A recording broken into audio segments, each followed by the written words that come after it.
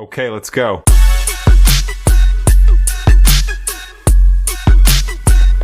Bonjour les amis, bienvenue sur ma chaîne Bricoleur Averti. Pour cette première vidéo, on va se lancer dans un gros chantier.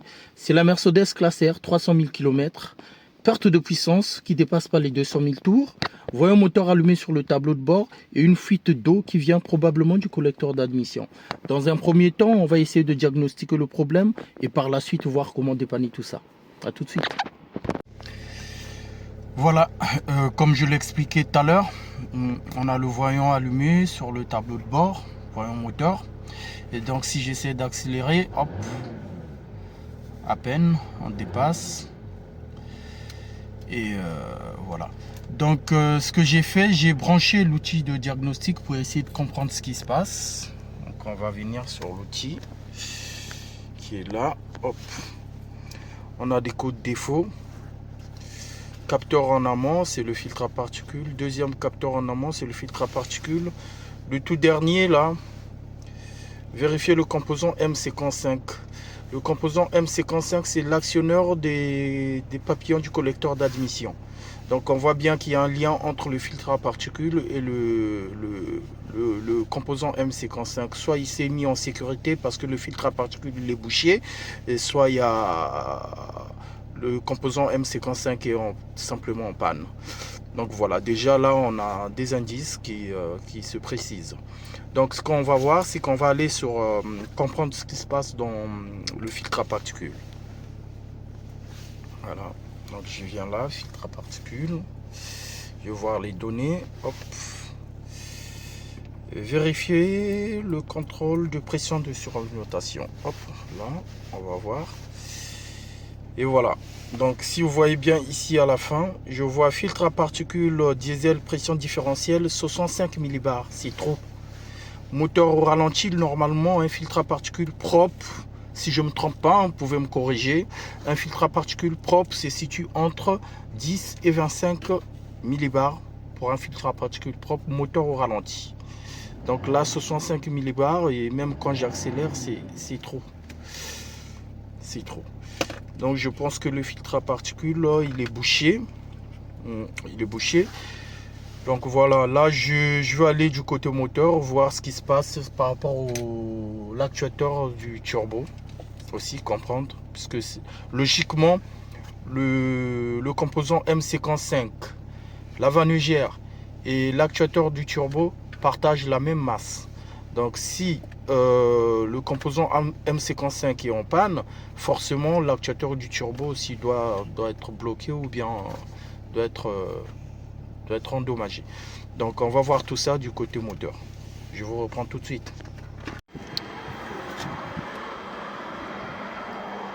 Voilà, donc comme je l'expliquais, nous sommes devant le moteur. Premièrement, nous allons essayer de contrôler les fusibles.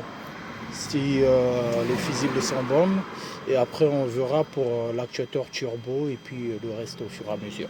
Voilà, donc là je vais contrôler le fusible pour voir ce qui se passe. Parfait, parfait, parfait, parfait.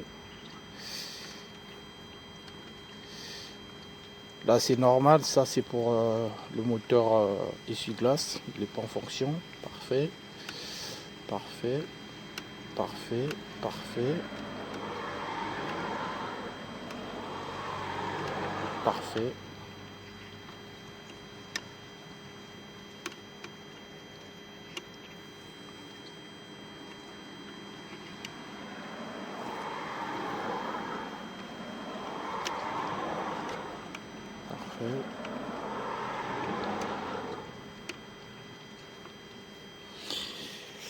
Ces deux-là, c'est pour le turbo, la vanigère et le M55.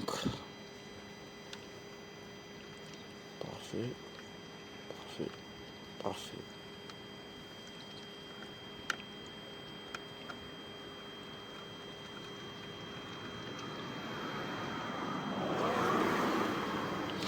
Donc voilà, a priori les fusibles sont bonnes.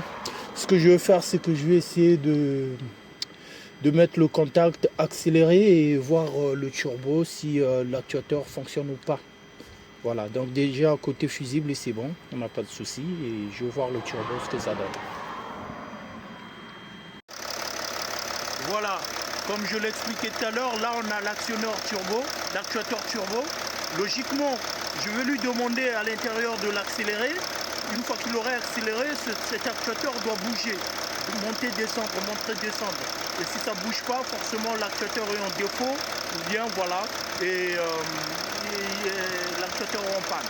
Donc il y a un lien entre l'actuateur, la vanégère qui est là-bas, et le boîtier M55 qui est ici. Donc là, je vais lui demander d'accélérer et on va faire attention à l'actuateur. Accélère! Accélère!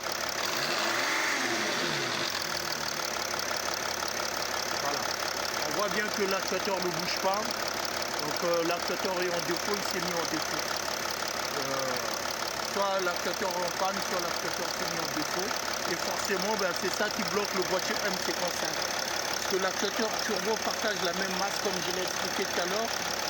L'actuateur turbo partage la même masse avec le boîtier M55. Donc soit c'est à cause du filtre à particules, ben, tout s'est mis en défaut. Donc gros chantier, il va falloir démonter tout ça déjà pour la fuite du collecteur d'admission qui est là. Donc je vais démonter tout ça et aller boucher, changer le joint du collecteur d'admission et en même temps voir pour l'actuateur. Okay, let's go.